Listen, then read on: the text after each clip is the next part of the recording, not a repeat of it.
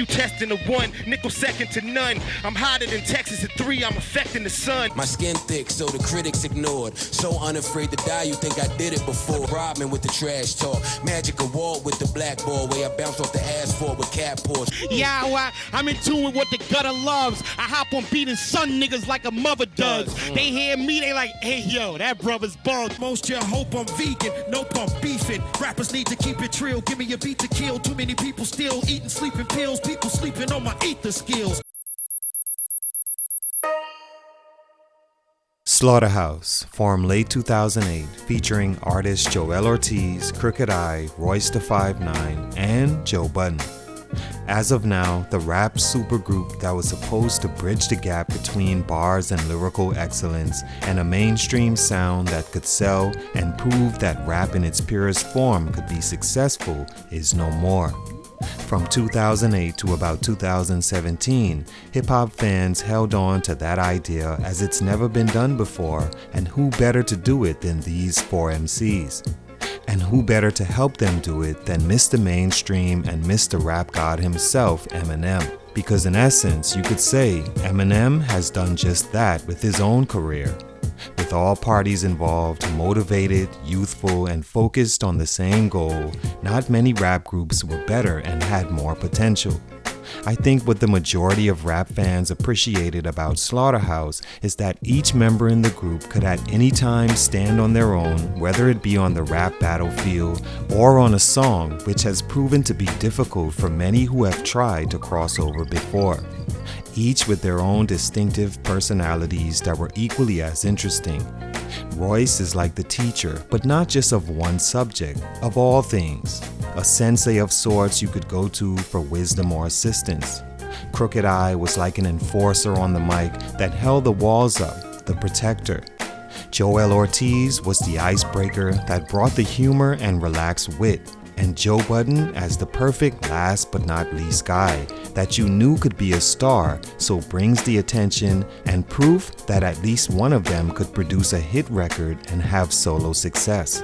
They've released 2 studio albums and both have underwhelmed in sales and moving the needle closer to their potential. It wasn't expected that they would be together forever, and as a rap supergroup, they've given more than they should.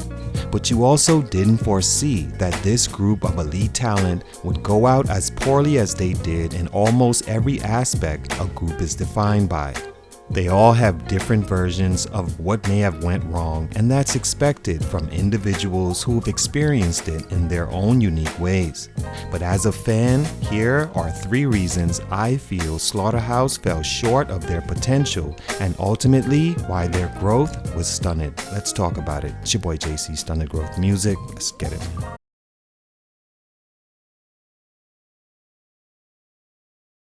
When Joe Budden was putting his 3rd album, Halfway House, together, he needed a song where he could collab with MCs he respected and hold no bars back in competition with one another for the love of hip-hop. He couldn't think of no one else than his friends and/or close associates Crook, Joel, and Royce da 5'9". The song on the album was called Slaughterhouse. It was the only word Joe could use to describe what the MCs came together and did when he heard the song play back. It was a slaughterhouse. Fans loved the mix of personalities and different attributes each brought and wanted more. They pushed for the Fore to form a rap group, and they did. It was the first of its kind in this era, as they got the respect of hip-hop purists and mainstream interests as well. But then, stunt number 1, not having the expected success. There's much that could be said as to why Slaughterhouse eventually became a disappointment, but I think one of the biggest reasons was simply because they didn't have the success needed in sales or on the charts to keep them together. The one thing in life that's also present here is that success can fix anything. In a rap group and the business behind a rap group, if records are moving and everyone's making money and receiving their credit, things would never end. At least they'd last longer than Slaughterhouse did.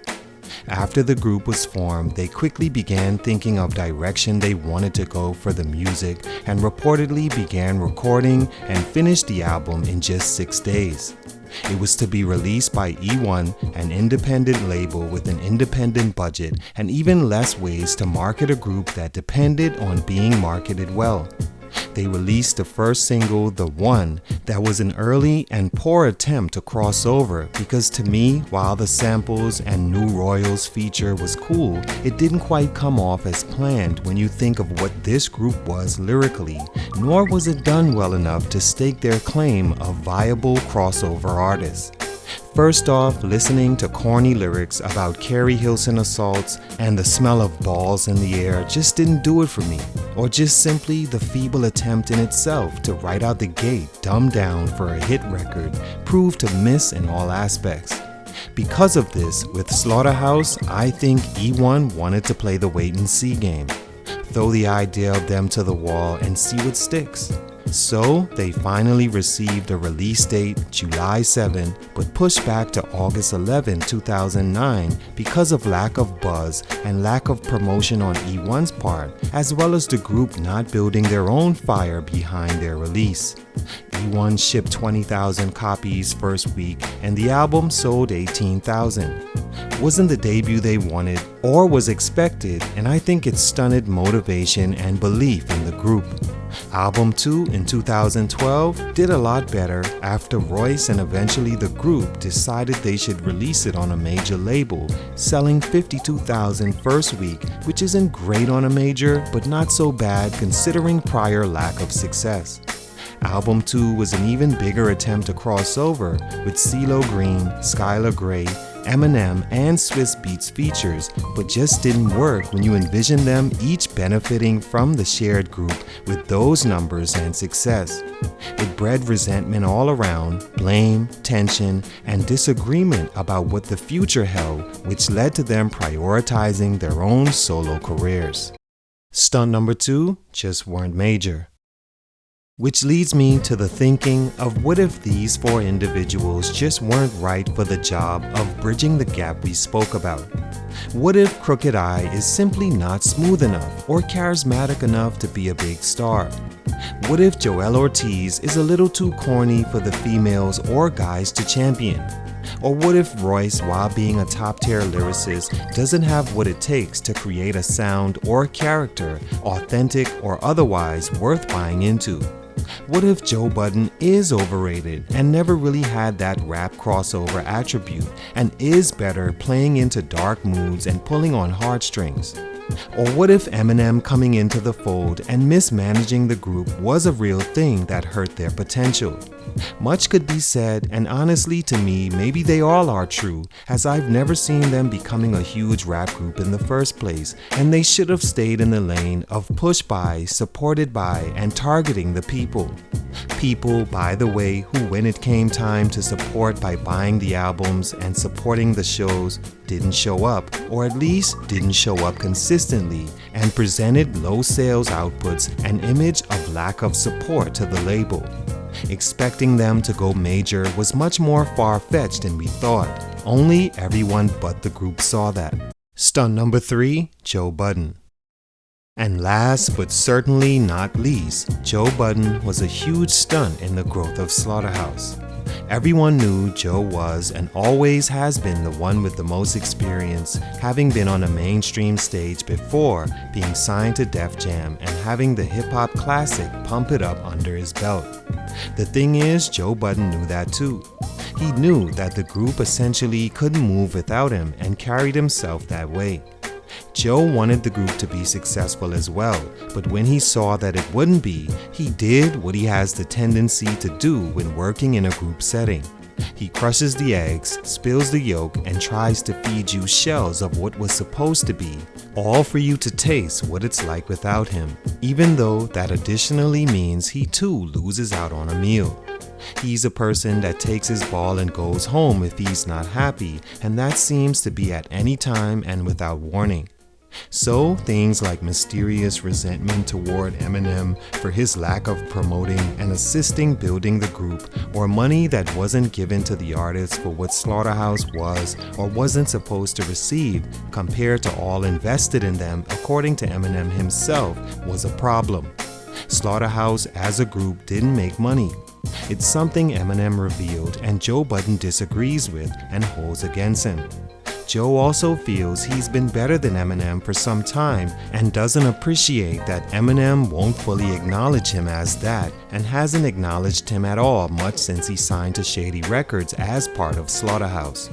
And so, after Joe retired from rap, he went at Eminem on various platforms and squashed any chances he and Eminem would ever work together again. He also left his group members hanging, who he told should they leave Shady Records, he'd work on a new album, and according to Crooked Eye, that never happened. Without Joe, nothing really moved. With Joe ascending in the podcast world, chances for another album were finished. All in all, Slaughterhouse was a talented group that should have done a little more together, but they did give 2 solid studio attempts and a new energy to the rap game as far as lyrical rap groups go, giving hopes to the Griseldas and groups to come in the future. They had a chance to be legendary, but for these reasons, their growth was stunted. Salute to Slaughterhouse. It's your boy JC, Stunted Growth Music, and I'm out.